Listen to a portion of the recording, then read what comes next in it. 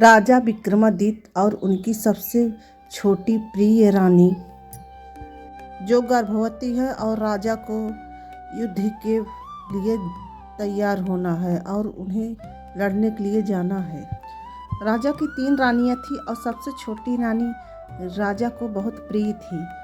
राजा को तीनों रानियों से एक भी पुत्र उत्पन्न नहीं हुआ, लेकिन छोटी रानी को गर्भवती थी और राजा को युद्ध के लिए राजा इस समय रानी को अकेला नहीं छोड़ना चाहते थे, लेकिन उनको लड़ाई के लिए जाना था। तब राजा को एक युक्ति सूझी। उन्होंने जाने से पहले एक बड़ा पेड़ था महल के सामने, उसमें एक घंटा बांध दिए। बोले, रानी जब तुम्हें बच्चा होने वाला हो, प्रसव पीड़ा हो, तो ये घंटा बजा देना और मैं आ जाऊंगा। रानी ने कहा, जी महाराज। बस एक दिन अनायास ही सोची ये घंटा सचमुच राजा आ जाएंगे इस घंट को बजाने से। रानी ने बस ऐसे ही घंटा बजा दिया और राजा तुरंत वहाँ से चल पड़े। युद्ध से लौटकर चल पड़े अपने देश और आए। रानी से पूछने लगे। रानी ने कहा, मैं तो मजाक कर रही थी, और राजा फिर वापस चले गए। जब राजा जा रहे थे तो बड़ी रानी मलिका का कमरा अंधेरा छाया हुआ था और उनके साथ उनकी धूर्त दासी भी बैठी हुई थी। राजा के जाने के कुछ दिन बाद रानी को प्रसव पीड़ा हुआ और बरगद के पेड़ पे टंगा घंटा बजाने लगी, क्योंकि उनको प्रसव पीड़ा चालू हो गई। लेकिन राजा ने समझा, लगता है रानी फिर से मजाक कर रही हैं, ऐसे ही घंटा बजा रही। इस बार मैं तुम्हारे मजाक में मैं आने वाला नहीं हूँ। यह कर राजा मुस्करा दिए। अंधेरी रात में बड़ी रानी का साजिश। बड़ी रानी के कहने पर दासी ने छोटी रानी के आंखों पर पट्टी बांध दी और जब उन्हें संतान हुआ तो उस समय छोटी रानी बेहोश हो गई। उन्हें कुछ होश नहीं था।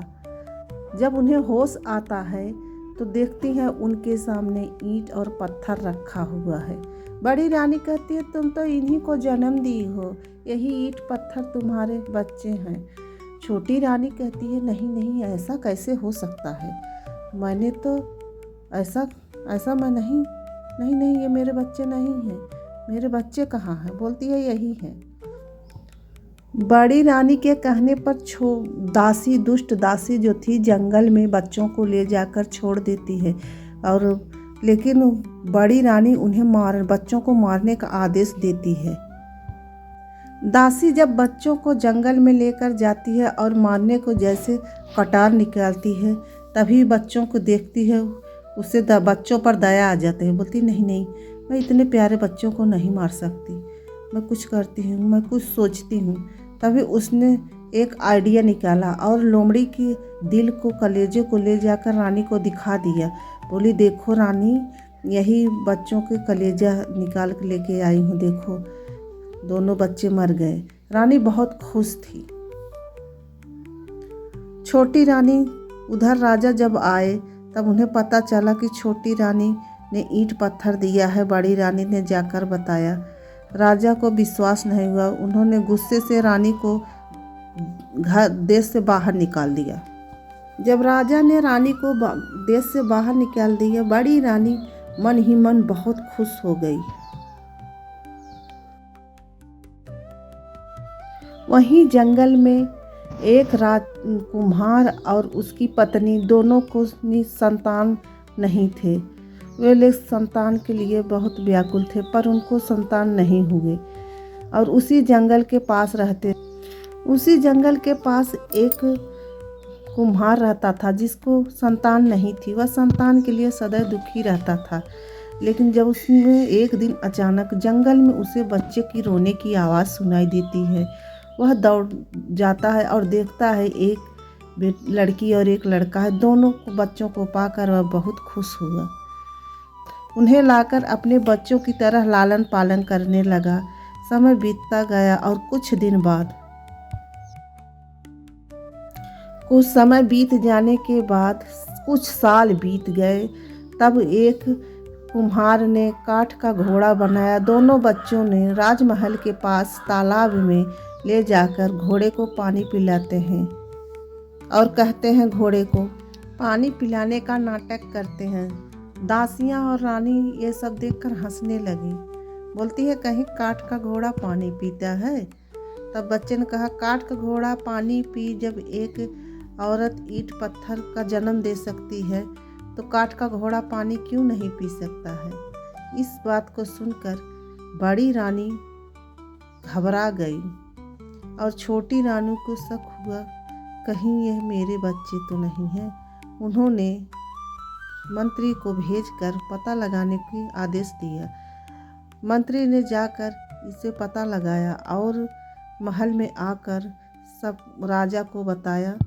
बड़ी रानी ये सब सुनती है, कहती है मैं तो बच्चों को मरवा दी थी, तो फिर ये सब कहाँ से हो गए। उधर छोटी रानी सोच रही है ये बच्चे क्यों ऐसा कह रहे हैं, और उधर बड़ी रानी कहीं छोटी राजकुमारी के बच्चे तो नहीं हैं ये। अरे नहीं, मैंने तो स्वयं साथ में दासी के गई थी बच्चों को छोड़ने वहाँ लेके जंगल में। नहीं नहीं, ये नहीं हो सकता है। अरे राजी तो दो देव जैसे बच्चों को जन्म दिया था, ईंट पत्थर का जन्म नहीं दिया था। बड़ी तब कुम्हार दोनों बच्चों को लेकर दरबार में पहुंचता है और राजा रानी देखकर बच्चों को